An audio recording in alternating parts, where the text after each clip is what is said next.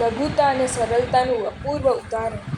આવેશ ઉતરી ગયા પછી અને સત્યનો ખ્યાલ આવી ગયા પછી ઉત્તમ આત્માઓ કેટલી લઘુતા અને કેવી સરળતાનો સાક્ષાત્કાર થાય છે એ આ ઉપરથી જોઈ શકાય તેમ છે. લઘુતા અને સરળતાનું આ એક અપૂર્વ ઉદાહરણ છે. હિત માટે લોહી વમતા કરી નાખનારની સમક્ષ પણ નમી પડવું એ જેવી તેવી લઘુતા નથી.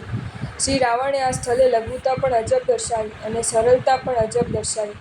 એ બે અદ્ભુત ગુણોના યોગે પોતાની એક એક ભૂલનો ખુલ્લે એકરાર અને શ્રી વાળી મુનીશ્વરની મહત્તાનો સ્વીકાર તે ત્રણ ખંડના સ્વામી શ્રી રાવણે ખુલ્લા દિલથી કર્યા અને એક બાળકની જેમ તે પરમ ઉપકારી મુનીશ્વરના ચરણમાં ઢળી પડતા કે પોતાની જાતને ગમે તેવી અધમ તરીકે જાહેર કરતા પણ આંચકો ન આપ્યો. ખરેખર કલ્યાણના અર્થી આત્માઓ માટે આ ગુણો ખાસ અંગીકાર કરવા યોગ્ય છે. સત્ય સમજાઈ ગયા પછી અને પોતાની ભૂલનો ખ્યાલ આવી ગયા પછી ખોટી મહત્તા ટકાવી રાખવા માટે ઉલટી પ્રવૃત્તિઓ કરવી એ ઈરાદાપૂર્વક પોતાના અમૂલ્ય જીવનનો પોતાના જ હસ્તે નાશ કરવાનો પ્રયત્ન કરવા જેવું છે. એવા ક્રૂર પ્રયત્નો કરનારા ખરેખર ઉપકાર માટે પણ અયોગ્ય જ ગણાય છે.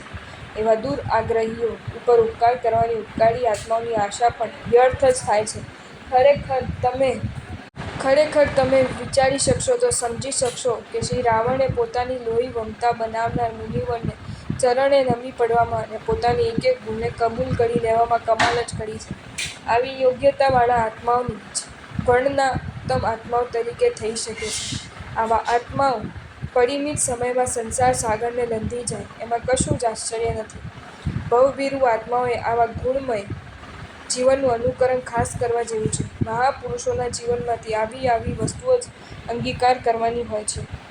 શ્રી વાળી મુનીશ્વરે રાગ દ્વેષ વિના પણ શ્રી રાવણને ભયંકર પાપ કરતાં બચાવી લેવા માટે અને તીર્થની તથા પ્રાણીઓની રક્ષા માટે મહાપુરુષને સહેજ એવો પ્રયત્ન કરી જે મહાત્માઓએ દર્શાવ્યું તેનાથી આનંદિત થયેલા અને સારું એ પ્રમાણે બોલતા એવા દેવતાઓએ શ્રી વાળી મુનીશ્વરની ઉપર પુષ્પવૃષ્ટિ કરી. આથી સમજી શકાશે કે દેવો સેવક ખરા પણ કોના? દેવો જરૂર સાચા ગુણવાનોની ભક્તિ કરવા તૈયાર જ હોય છે. બાકી ગુણો વિના દેવોની ભક્તિને ઈચ્છનારા કદી દેવોની ભક્તિ પામી શકતા જ નથી. પ્રભુ શાસનમાં રક્ત બનેલા આત્માઓને તો દેવોની ભક્તિની ઈચ્છા સરખી પણ નથી હોતી.